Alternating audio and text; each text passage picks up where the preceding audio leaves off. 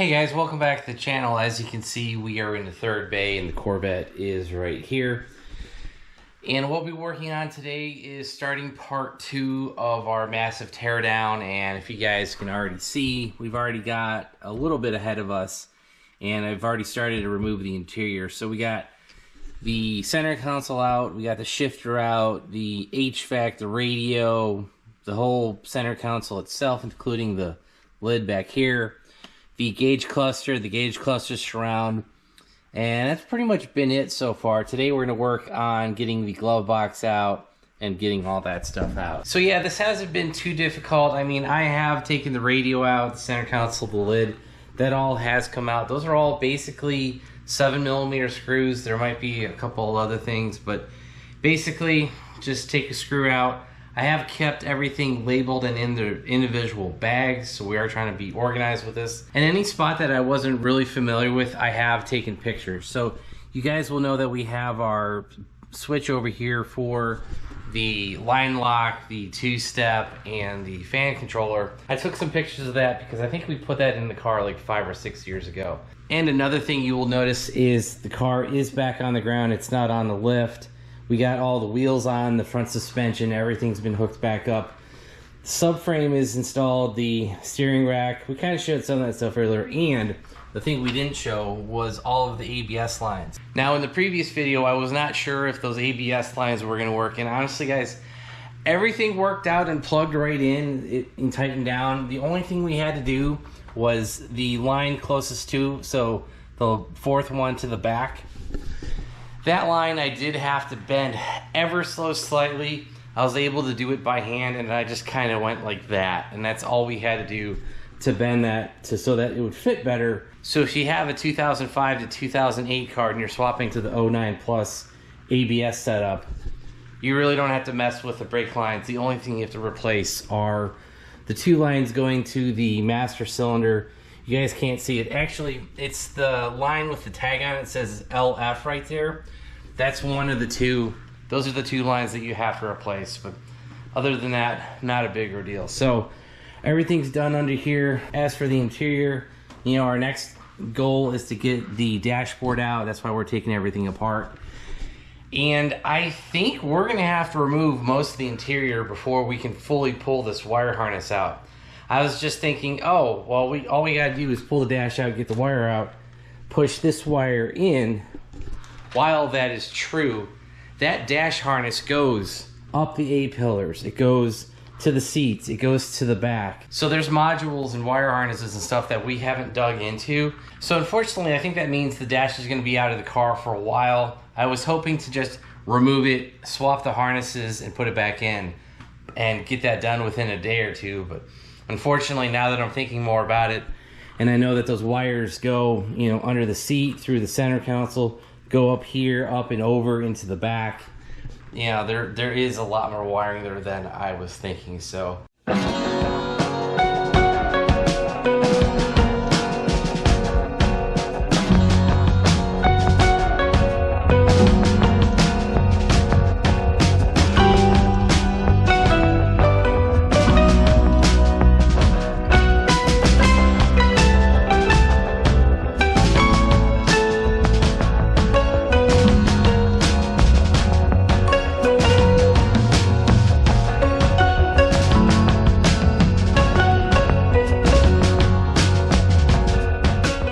Alright guys, as you saw in the time-lapse, Corvette, we have rolled it outside. It's obviously back in right now, but we did get 3 major components removed from the car, and what that is going to be the 2 seats and the dash. The seats were fairly easy. I mean, those just bolt in, bolt right out. One thing I did not anticipate was with taking the battery out and everything, I had no power to the seats, but thankfully I have seat adapters. So I had plenty of loom to basically disconnect the seat, pull the adapter forward, and then apply power and ground. You guys will see that I have a Power Probe 3 right here. The Power Probe 3 comes with enough cable that I was able to go ahead and connect to the battery in the back, run it to the front, connect to the adapters that I have, and simply apply power and ground. Now, If you guys don't have the adapters like we do, there are videos on the internet showing you how to wire in a C7 seat. It's actually how I got this idea. The guy had like a Chevy or something, and he was putting in C7, the base seats, not the competition seats that we have, and basically applied power to 2 wires and ground to 1 wire, and he's able to get them to move, you know, back and forth. So with our adapters, you pretty much just apply power to 1 wire and ground to the other, and we were able to get them moved. Now, the Vetworks harness has pretty simple. The adapter harness has red wire and has 1 black wire. Red power, black ground. I tied those into the power probe and we were able to get everything moved. So you guys were able to see the seats get removed. And as for the dash, you guys can see that is totally missing right now. And obviously that was a bit of a more involved process. Now, I did watch one video out there on how to remove the dash, and honestly, it wasn't very helpful because they kind of already started with a disassembled car and kind of jumped over things. I actually got the most use out of Kawal, K-A-W-A-L. He's an old school C6 guy, and I will provide a link down below to his website. That's what I actually used because it included pictures of where all the bolts were. And the dash is basically held in with a mixture of 7mm and 10mm bolt. And if you follow Ray's website, he points out where they are and gives you a very good guide on how to remove everything. Now, that is the only part of the car in the almost 20 years that I've owned this car that I have actually not removed. You know, the center console, the seats, door panels, those have all come off in the past, but the dash was not. So that was a new experience for me. And there are a couple hidden bolts, but nothing really too bad. Once you get like the 6 or 7 10mm bolts out, it pretty much comes out. You know, that's how that's tied in. And then there's some 7mm bolts, but like I said, nothing is really hidden that bad.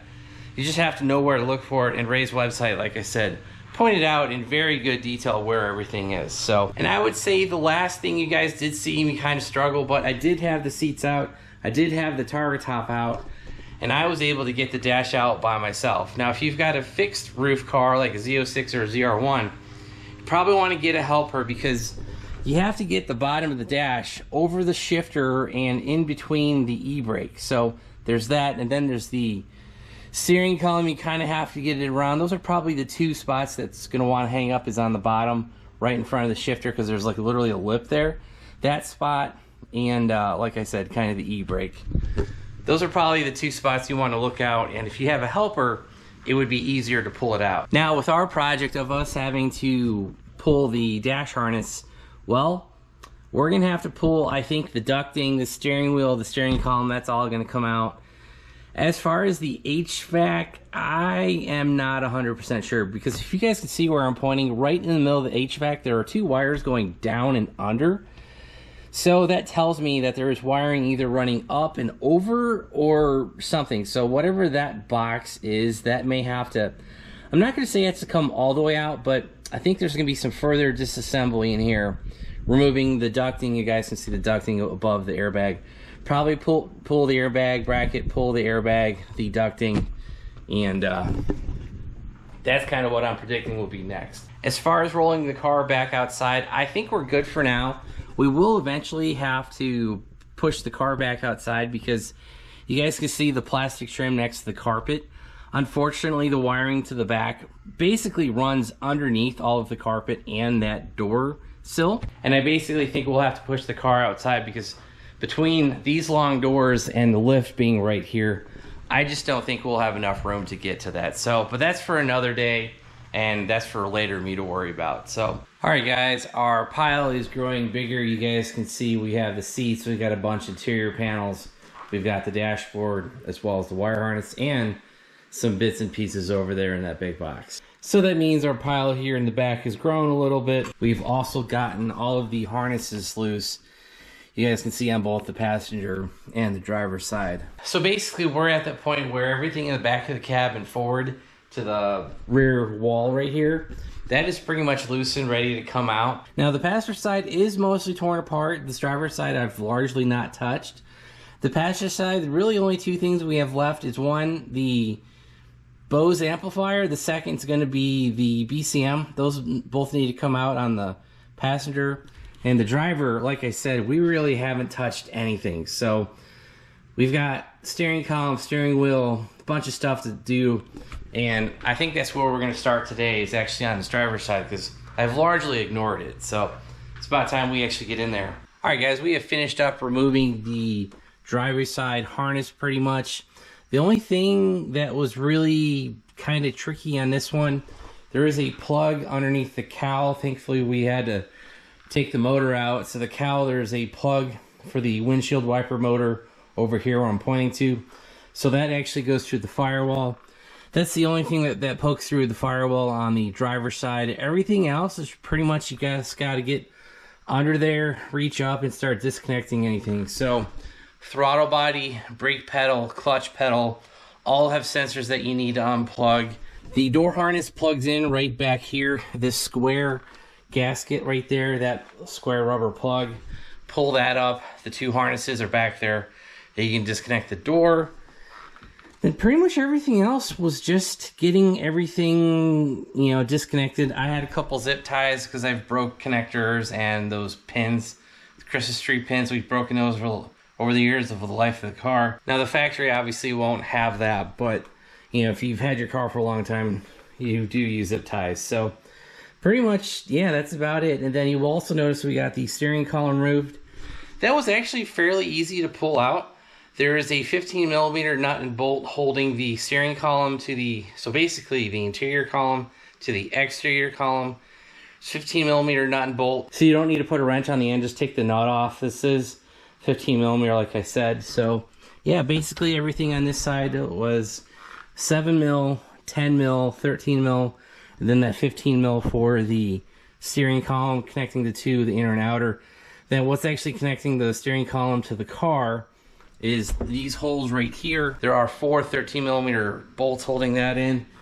And I would say that's probably about it. The only other thing I would make a mental note of is I'm actually going to remove the 2-step. So if you guys can see way back in there a blue kind of plug, that is actually a tap for the MSD 2-step. So we're going to be removing that. We don't need it because, like I said, should be able to control that with the Haltech, and so we can get rid of that.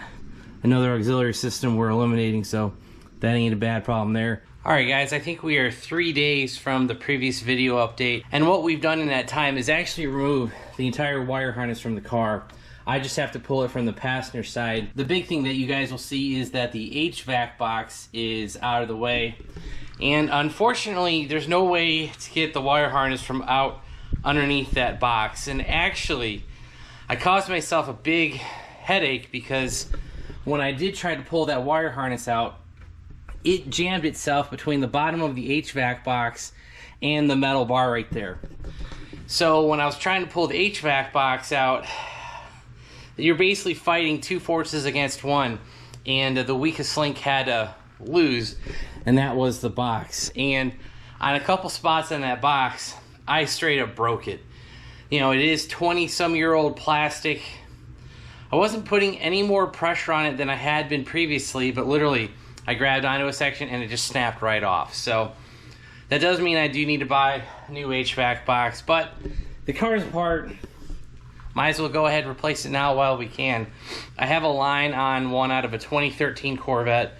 Probably gonna go buy that pretty soon. So that is gonna add up a little bit of money. Like, I think it's like $200. It's not a terrible amount of money, but it just sucks that I got this thing like 90% of the way out, and I literally broke it 3 separate times, all within the same 2 minutes. And so once I broke one chunk off, I kind of was like, well, that thing is screwed. So I kind of was maybe a little bit more rough on it and broke a couple more clips. But like I said, I've already got a new one lined up. There are 2 things that I kind of wanted to let you know about. One is the sun visors. Those are kind of a pain to remove. There is a clip in the visor that you need to put a screwdriver in and then push it. Whether it's going to be toward you or against you, it kind of depends what side of the car you're on. But that clip loosens, and then there's another plastic clip that goes between the visor and that clip that you just pulled out and the top of the A-pillar. So I'll be honest, just look on YouTube how to remove the C6 sun visor. Pretty good videos out there. That's what I use to get mine out. I'll be honest, I think that's the last mental note that you guys really need to know about, is if you are trying to pull the wire harness out, you do need to remove the HVAC box. And if you do decide to remove the HVAC box, do not pull the wire harness, because like I said, it jammed it in there. It made it not to where it wanted to come out. And you guys will see these two plugs right here. They're in that rubber pad. Those two plugs go up into the harness, and then there's two plugs going down into the harness. So even if you break the two off from the knee bolster support, this metal bar right there, you are not going to be able to get that wire harness out. Everything else was pretty much plug and play, just removing it. We got the Bose amp out, we got the BCM out, we got the wire harness out. Now before we run the new harness, you guys will see this big gap right here. That is where the new harness will get ran. Now we're going to run a couple wires through there, one being a USB cord. That will be for the Haltech, because the Haltech will be sitting right here. That way we can plug in if we need to from the interior. And another thing that we're going to run is going to be our auxiliary fan switch from Casper's. I'm going to have to depin it, of course, but this gray wire right here is running over the top of the fender. I kind of just hit it between the gaskets. I want to run that more cleanly, so we'll run that through that same grommet, as well as the USB cable. Most everything else was ran through the driver's side, and we're gonna have to pull out a number of those systems. I know I've got the two-step, the fuel pressure gauge, the wideband. There's probably something else running through that driver's side grommet, and like I said, we can pull a few of those out. So the one thing I do want to point out, there is a shifter mood light on I think the 2005 to 2007s. They eliminated it very early in the C6 production run, and all that it is, it's a yellow-orange LED that shines down on the shifter. I do not want to lose that, because it literally is in the car. I just need to run the proper wiring for it. So what we'll do is, it's two wires, positive and ground. We will just run that through the harness, going up along the A-pillar, down the dashboard. And we will run that into one of the either the steering column controls or maybe something in the center console, to where we can get the backlight and the power feed for it. So that way we don't eliminate that. I've always enjoyed that in this car, and then I found out later Corvettes didn't have that. I was like, why did they delete that? It's kind of something stupid, but run two wires and we'll be able to retain, I think it's 2005 to 2007, something like that.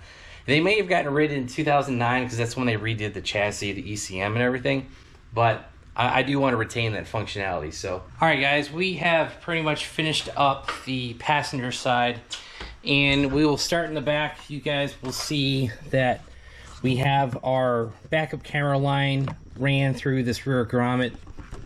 I'll be honest, I'm not sure if we talked about that earlier, but so we got that fitting by starting with a small screwdriver, sticking a hole through the grommet, eventually getting to a bigger screwdriver, putting that through the grommet.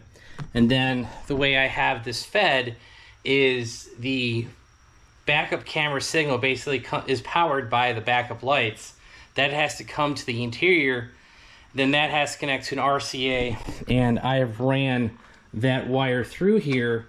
And if you guys can see that red wire right there, that is actually the RCA, the real thick one. It's behind the airbag module. So we have one modification that we are keeping on the car, the backup camera. So that was actually pretty simple. Stuck that in, ran it through. You guys will see we have our speaker back in. Then pretty much everything else, we ran the wires, everything up under the carpet.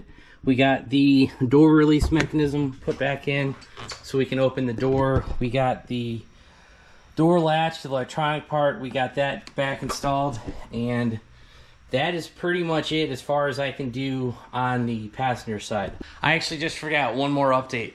That is back here with the bumper harness and the interior harness. So you guys will see this is the plug for the car side. So this is the bumper harness. This is the new plug from the 2011 harness. Well, guess what, guys? These do not plug into one another, and I actually compared it to this old harness, and unfortunately the plugs are different. Now, could I depin the bumper harness and potentially figure something out, you know, swap pins, do stuff like that? We could. However, I actually need to take the back bumper off this car for a separate project So I think that is going to be a project for future me to worry about.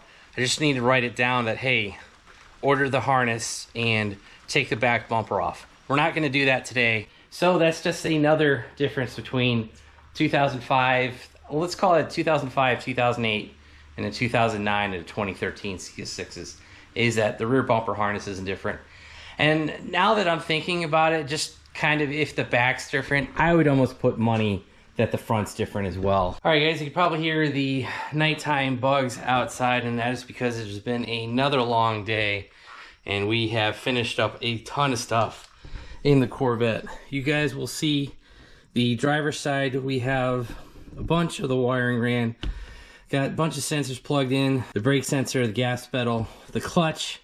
We'll come back to that in a second. I plugged in the heads-up display, and also we plugged the main harness in along that knee brace that we talked about earlier. So that's been plugged in. The driver's side door's been plugged in, and I think that's, oh, and then we ran the wires for the seats down. You guys can see the airbag sensor. You guys can see the driver's side seat harnesses.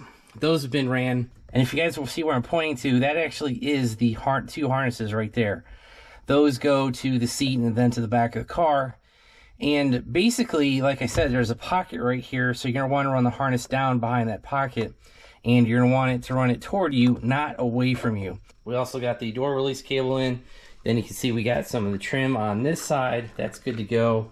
Then back here, we got the speaker in. The only thing that we haven't plugged in is actually going to be the XM module. You guys can see those wires right here. I am waiting for that bracket to come in, because when I got the module, it did not come with a bracket. So found one on eBay. I'm waiting for that to come in. So we really can't finish that up, but we did get all the cables ran. You guys can see them back here. See them plugged in there. See it plugged in there. And then everything back here just plugged right in. There's this module right here, and then if you guys can see way back here along the rear firewall, there's another sensor right there. So, and then up top, you guys can see we got both sun visors put back in. We got the trim that goes between the mirror and the target top, that's in. And you guys will also see this wire hanging down right here. That is going to be our OnStar wiring. You guys really can't see it because it's behind the sun visor, but where the passenger side sun visor clips in, that's where that orange LED is. So we got that harness plugged in, and we kind of created. To show you what I'm talking about is actually this gray and black wire. We have it ran down the A-pillar. We will eventually connect that to something, probably in the center console, something that glows at night, because we're going to want the power and the ground from that to activate that LED mood light, which is actually right here on that clip. Now, the subject I was not prepared for, that is going to be the clutch pedal. The clutch pedal is actually different between 2005 to 2008, maybe 2009. I'm not sure where the cutoff is. I'm just going to assume it's when the ZR1 came out in 2009, they changed the clutch pedal. And the reason we found that out is because I was trying to plug in the harness that goes to the clutch position sensor on the old harness. I looked at it, I'm like, huh, that plug is different. So I did a little bit of research, and I found out the 2005 to 2008 used two sensors. There's one sensor on the back of the firewall. There's one on the top of the clutch pedal. The two of those sensors got replaced with one sensor on the 2009 and up. And unfortunately, the bracket is actually different. So they call it a brake stoplight switch, something like that. So it's actually the same sensor that's on the brake pedal. Now, since I was already out having to buy some supplies for this project, including some epoxy, we'll get to that here in a second, I went ahead and picked up the switch, and this is what I was talking about. This is basically called a brake stop lamp switch, brake position sensor, clutch position sensor, whatever you want to call it. O'Reilly's had this in stock, and it was like $28. I think I've already got a lead on a set of clutch pedals. I reached out to Hawks Motorsports. They're out of South Carolina. They had a set for $150. Their website actually shows the newer pedal set with this sensor in there. And I sent them an email midday Sunday, and the owner of the company actually reached out to me and said, hey, text me your phone number because I probably have that kit ready to go. And if you give me your phone number, I can just text you and call you with a picture of what we have.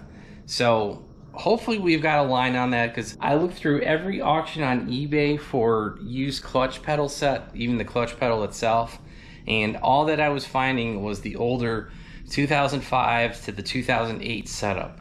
Now, I don't know the exact transition year because even the websites are kind of confusing. That's why I didn't know about this. But just make the assumption 2009 and newer use this switch. As for the epoxy, I think I'd mentioned earlier in the video that we had cracked some of the panels coming out. So went ahead and picked up some more JB Weld plastic bonder. I've used this in the past and it usually works pretty well. And I've actually already gone ahead and repaired one panel. Basically, it's the clips on the back that glues to it. I've already repaired one panel that is drying. Won't have to replace that one. The other panel, the driver's side speaker panel, it literally, the clip broke off. The plastic that's behind it snapped right in half. So, all right, guys, we have made a lot of progress over the last couple of nights. And the first thing you guys will see, we do have the OnStar VCIM module. You will see we have it mounted just like they do in the 2009 Plus. It bolts to the side of the firewall right here. Then there's a top mount that bolts through here. So I just cut the insulation. There's a couple pieces of it right here. So we just cut that out of the way. So we mocked up the VCIM where I thought it would bolt to. I marked the holes with the silver paint pen. We then drilled it. I put a rib nut in it. There's 3 rib nuts in it. After I drilled the holes, I put some metric 6 rib nuts in there. And you guys can see we just have these 10mm headed bolts with the M6 thread. And those are all bolted in. So the OnStar, the VCIM, the Bluetooth, wireless, that all should work. And then over here, you guys will see we have the Bose amp back in. Unfortunately, that is not the stock one. I had to buy a used one on eBay, because of course the wiring changed between 2005 and 2011. I don't know, maybe it changed in 2009, something like that. So, and then back here, as you guys can see in the driver's side rear, everything is back in. We got the panel in, we got the shock plugged back in, we've got the rear speaker panel, that is in. And I don't know if we'll be able to show you, maybe not, but actually right there, you guys can see that box right there. That is the XM box. So this car was not originally equipped with the XM radio. I was missing the bracket. There are 3 holes in the fiberglass tub back there that bracket basically clips into. So I had to go find that bracket. Found that on eBay for relatively cheap. Maybe I even bought that new. It was like 20 bucks, something like that. So we've got the XM bracket, we've got the XM box plugged in. Everything's good to go in the back. And that is pretty much going to be it for the updates of parts that we've installed. I think I said earlier, I had sent a bunch of stuff over to my friend David. He had held on to the parts for about 2 weeks for me because we were out of town, like we said in the previous video. And a couple of things that have come in are the HVAC box. This is out of a 2013. And then right here we have a set of pedals out of a ZR1 Corvette. Those are pretty much the 2 biggest things left in this swap. And we need to go ahead and get those parts in because I need to get the dash back in and the seats eventually, because I need to clear up the 3rd bay. We've got something coming in that's pretty big. I need space, so we need to get that emptied out. Because right now it's literally just Corvette parts. So, alright guys, after struggling for about an hour, I finally got the old clutch pedals set out. So the original OEM is on the right. The new set to me, you guys can see it says 2011 ZR1. Looks like it says 30,000 miles on it. And what I've learned is actually you really don't need to take the whole pedal assembly out. Of course, I found that out after the fact, but that's neither here nor there. But you know, I did get this set out. I did have to take the top bolt out. It's a 15mm bolt to get the brake pedal out. And then to get this clutch pedal bracket and assembly off, it's 3 10mm bolts that go right here. You guys can see these studs right here. So disconnect that. You're gonna have to loosen up both the brake pedal and that clutch pedal assembly to get this bracket out from underneath the dash. And when we finally got it out of the car, that's when I started comparing it to the ZR1 pedal set. And this bracket looks to be exactly the same. I haven't found anything different between the 2, but you guys can see it even has the same stud bracket, this metal bracket right here. It's got that same bracket. So after looking at both of these pedal sets, it looks to me if you just take those 3 10mm bolts that we're talking about, take this clutch pedal assembly, put it on that clutch pedal assembly, put the 3 nuts back on, and that's really all you got to do. You don't have to go in and struggle and do all the stuff that we just did. But honestly, I've taken pretty much this whole thing almost out before. Back when we swapped out the brake master cylinder as well as the brake booster, those 4 nuts that we had to take off for that booster coming through the firewall, that actually comes through this bracket right here. So these 4 holes back here, that is actually what holds the brake booster to the firewall. So we were pretty much almost had this thing out, just a little bit more effort and you could get the whole box out. But there's not really anything you really got to take off. Just got to take off the electronics. So the throttle body, the old setup had a master switch behind the clutch pedal, take that off, disconnect the wiring, and then basically just disconnect the 2 lines. There is a line that goes for the brake pedal, there's a line that goes to the slave cylinder for the clutch pedal. Pop off those 2 lines and that's really about it. Unfortunately, to get this pedal assembly out, like we said, out from underneath the dash, we had to take both of the pedals off. Now, I don't know if that's the way you're supposed to do it, but my OEM set actually had a yellow like assembly line marking on it.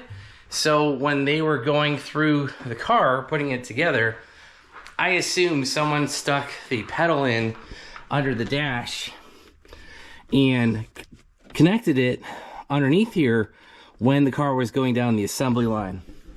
Because like I said, there was no way to get that pedal assembly out from underneath this bracket because you're fighting the space, the top of the dash right there, and then the knee bolster dash bar right there. You're literally fighting to get that out from between that, and the only way to do that is to take off both of the pedals.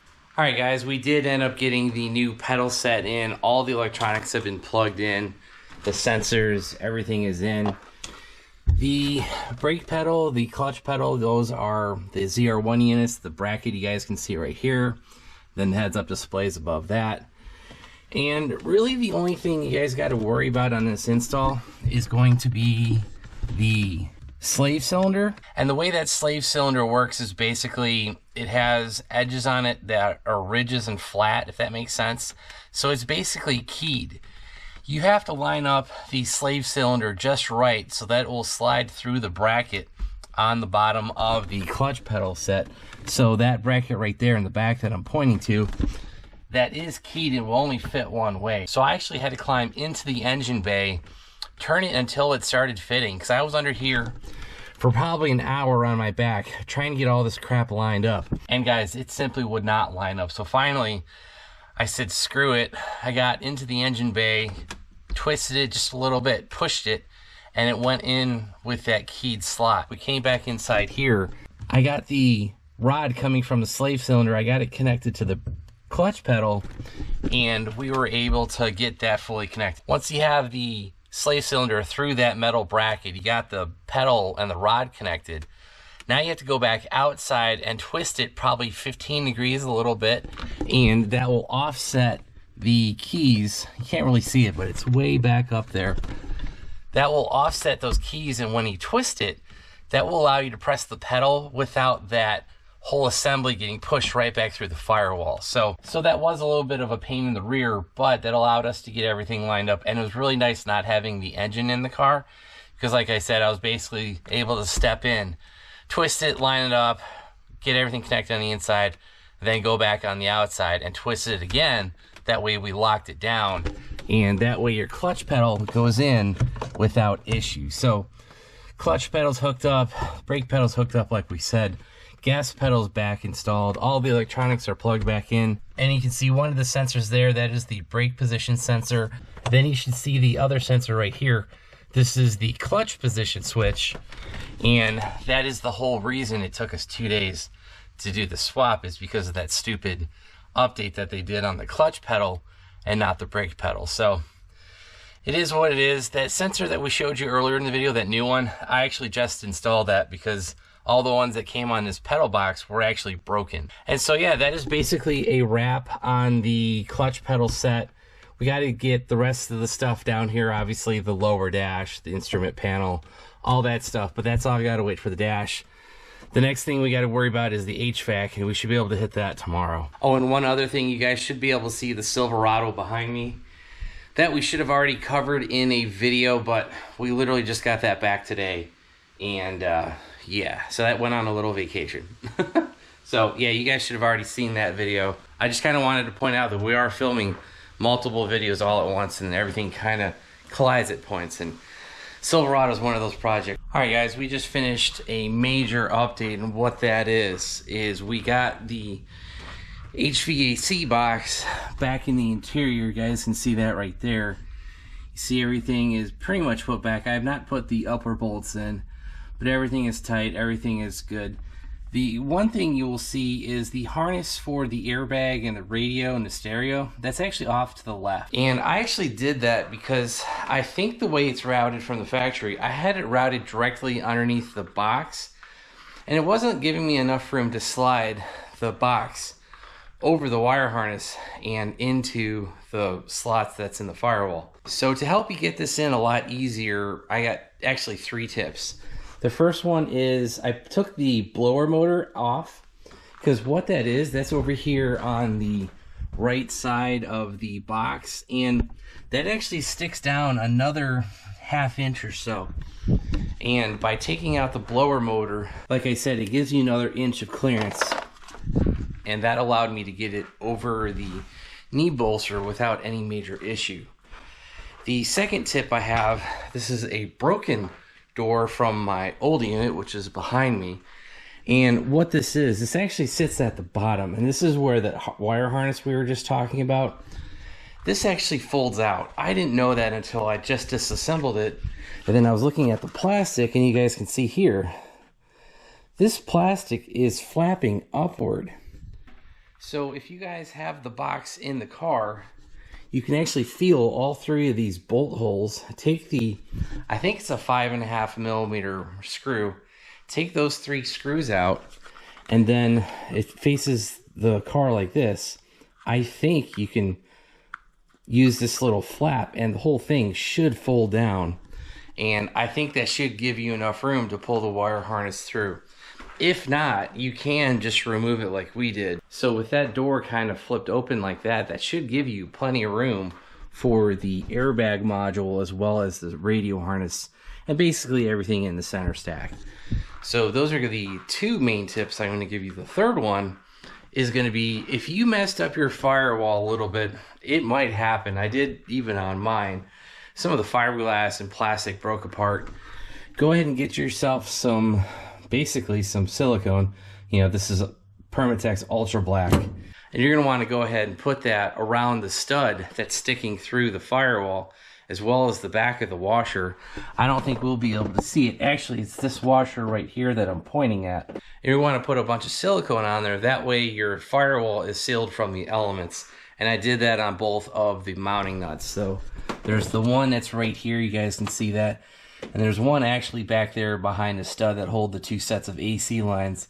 Then you guys can also see that we did get all of the AC lines back connected, and everything is sealed up now. That's pretty much the 3 main tips that I wanted to give you, is seal up the firewall nice and good with a bunch of silicone, and then take off that blower motor, and then go ahead and use that trap door on the bottom there, flip that up, and that should allow you to run your harness. All right, guys, another big day of updates. Today was the first actual full day I've been able to come out here because we had travel, family commitments, and whatnot. And what we've got done today, it's actually starting to look like a car again. Over here on the driver's side, we got one of our 3 steering columns in. Yes, I said 3. I end up having a 2005 steering column, a 2006, 7, and 8. That's the second column. And then the third column was 2009 and plus. So obviously we went with the 2009 and plus steering column, so that's what we put in. There are 4 bolts that hold the column into the accelerator pedal and brake pedal switch. Actually, you can see the top of it right here. Those are a 13 millimeter, and they are kind of self-centering, so don't tighten down one side. You want to make sure that you get a couple threads in each one of those bolts before you start it, because it is cone shaped, kind of like a lug nut, and that will self-center the column where it needs to go. So there are 4 bolts for that, and then way down in here, I'm not sure if we'll be able to see it, but I'll try to point it out. There is a bolt holding the upper column to the lower column. It should be almost where the base of the flashlight is, but that is a 15 millimeter bolt, and you're going to want to tighten that down as well. I don't have torque specs, all of that. I pretty much tightened it as tight as it could go. So those are all been tightened down. Steering column's 100% connected. And then over here on the passenger side, you will see we have the airbag. We have the bracket that's holding the airbag. That's just all been plugged back in. You will then see we have both of the ducting for both the air conditioner as well as defroster. This little duct right here, you guys really can't see it, but it basically goes down behind the top duct, and then it connects into the HVAC into the center. And then up here on top, we have our GPS signal. We've got the key fob module, and then basically the top of the AC box. Those few updates may not seem like it is a lot of work, but actually, guys, I have been out here for hours, and yeah, so as you guys can see, we're starting to get kind of the chunk of the electronics and everything back in. All right, guys, we got a couple more updates. The first is actually going to be part of the dashboard. You guys can see that we have the airbag module that's just sitting here, but we also have the yaw sensor. So you guys can see there are 3 studs here. There's 1, 2, 3. Well, the original sensor, the yaw sensor, is actually wider, and so that uses the 2 kind of rusty brown studs. That new stud is actually just a screw that we put in through the bottom. You guys should be able to see that down there. And all we did for that was put the airbag sensor in place. I mocked up the yaw sensor right here, marked it with a hole, drilled it, cleaned it up a bit, put that bolt in it, and that pretty much solves our yaw sensor update from the 2005. I think it's 2005 to 2008 is one style. Then the 2009 and newer is a different style, something like that. And so that sensor is the 09 Plus, and that should work with the harness that we have in the car. And so that should help with our ABS, the traction, everything else. I think that sensor's tied into a couple systems, but definitely the braking, the competitive driving mode, and maybe we can use that for some of the launch control with the Haltech.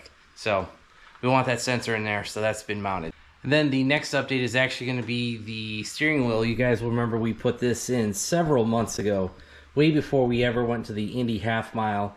And really the only update is, you guys will remember back we did a video about adding factory Bluetooth. Well, you guys will see that we have that control back, and you will also see the steering wheel controls are surrounded by carbon fiber. So I sent these out to a company called Overtake Auto. They basically took the factory pieces, overlaid carbon fiber on top of it, and then somehow compressed it, sealed it all together. So that finally came back, and I just got those installed. Now, I will be honest, I kind of had to bother Overtake Auto several times to get updates on this. The kit was like, I think it was like 120 bucks.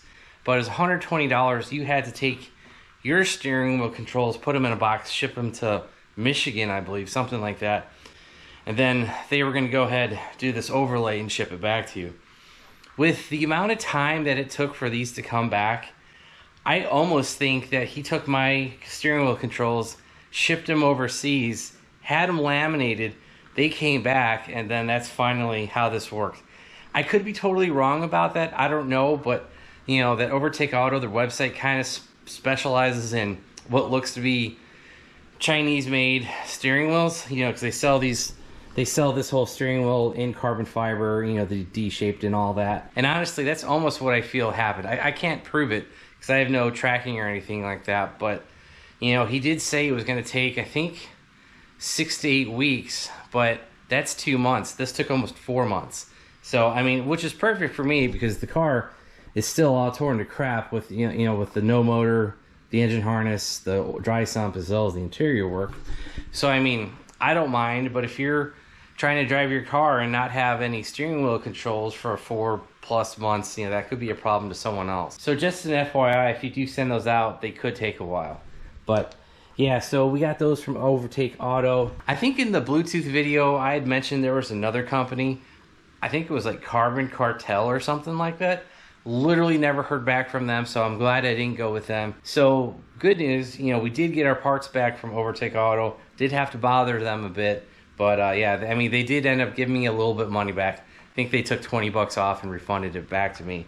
But yeah, so just a heads up, it will take a while if you guys do want to do this carbon fiber steering wheel control swap. The last update for tonight is going to be the mood lighting for the shifter. You guys will see that orange light there in the visor holder. So I ran that wiring down the window pillar, down the A-pillar.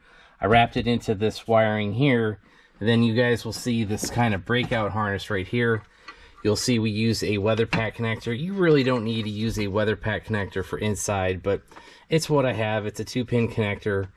And so this has a gray and black wire and a black wire. The gray and black is basically going to be your power. The black is going to be the ground. I ran that. Yes, that does switch to a red, but I did run that over here to the emergency 4-way hazard. The same gray and black wire exists on here, and then the black wire is the ground for here as well. So I just tied into that gray and black wire here, connected it to this gray and black wire, and then we also connected black to black, so ground to ground. And that is now our breakaway harness for the mood lighting. Now, did I really need to add that 2-pin connector? No, I didn't really. But one thing I found when I was tearing apart the 2005 dash, pulling out the wiring harness, I actually ended up having to cut a similar connector that I had, you know, because I had tied in some wiring for the old harness. Well, for this new harness, I didn't want to run into that problem, so I wanted something that I could separate. All right, guys, our parts pile is getting smaller day by day, and you guys will see something big and significant is missing next to the seats. So, might wonder what that is. It's not that difficult to guess. That is going to be the dashboard. So you guys can see we got the dashboard bolted in. Now, honestly, guys, I really only bolted in at the top, but what allowed us to get the dashboard in was actually that door flapper that we kind of talked about in the earlier part of the video. This little piece right here, like I said, I thought it had a piece that looks like it was going to flip up, and indeed it does. So I was able to pop out the 3 5.5mm screws, get them undone, open that flap up, and that allowed us to pull the harness, basically the radio, the center console, as well as the yaw sensor. I was able to get that pulled to the center of the car, and then I was able to go ahead and put those bolts back in place. Now, if I had known about that door flap thingy like a month ago, would have we been able to finish this quicker? I'll be honest, guys, I don't know. I still think that is only there so that you can go ahead and move the radio harness and all those harnesses we were just talking about out of the way. Then you push that door flap closed, and then you put the 3 screws in. I think that's all that's meant to be, because if you try to fit the whole harness underneath there, I just don't think you're going to have enough room between the bottom of the HVAC as well as the bottom of the transmission tunnel at the top there to try to go ahead and sneak that thick wire harness in under there. Maybe that's how it's supposed to go, but honestly, I'm not an expert, and if I were to do this again, I would just pull the HVAC like we did. That way, you have plenty of room to pull the wire harness out, put the new one in, and then put the HVAC back in. So, yeah, so getting that done allowed us to make a ton of progress. I just ended up bolting that door closed. There are a couple ducts in here. One right to the right side of the screen. There's one there. There's also one back behind here in the dash. You can actually see the top of it. I apologize for the poor lighting. But yeah, so there's 2 ducts that come off that door flap, and that ducting basically plugs into the bottom of the dashboard, and that basically is what heats up your feet.